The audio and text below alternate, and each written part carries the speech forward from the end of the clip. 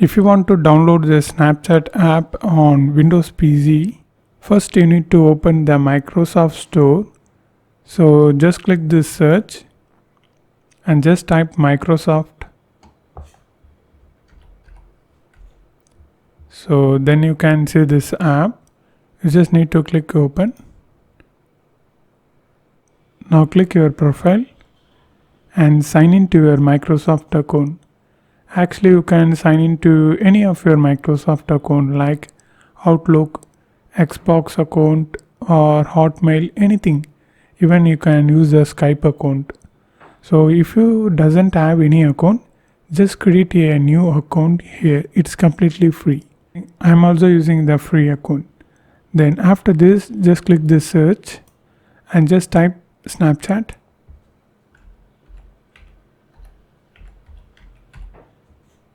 Search. Then you can see the Snapchat app. Here you can see it's completely free. Just click that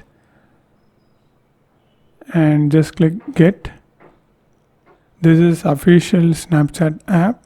Here also you can see Instagram and messengers. So it's official.